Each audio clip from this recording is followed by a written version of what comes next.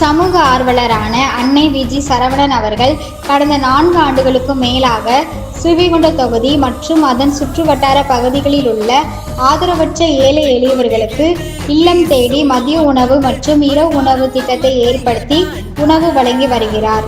இந்நிலையில் தமிழக வெற்றிக் கழகத்தின் ஐம்பெரு கொள்கை தலைவர்களுள் ஒருவரான சமூக ஆர்வலர் அஞ்சலை அம்மாளை கொள்கை தலைவராக அறிவித்ததன் ஈர்ப்பால் தமிழக வெற்றிக் கழகத்துடன் இணைந்து தமிழக வெற்றிக் கழகம் தலைவர் தளபதி திரு விஜய் அவர்களின் ஆசியுடன் கழக பொதுச் செயலாளர் அண்ணன் ருசி என் ஆனந்த் அவர்களின் வழிகாட்டுதலின்படியும் 19/11/2025 அன்று 1254வது நாளாக ஏரல், உண்டியலூர், ஸ்ரீவைகுண்டம், கோட்டைக்காடு, சுருத்தண்டநல்லூர் மற்றும் கீழமங்கலக்குறிச்சி அதன் சுற்றுவட்டார பகுதிகளில் உள்ள 161 ஆதரவற்ற ஏழை எளியவருக்கு தமிழக வெற்றிக் கழகம் தூத்துக்குடி மேற்கு மாவட்டம் சமூக ஆர்வலரான அன்னை வி.ஜி. சரவணன் அவர்களின் சார்பில் மதிய உணவாக முட்டையுடன் கூடிய காரக்குழம்பு சாப்பாடு வழங்கப்பட்டது.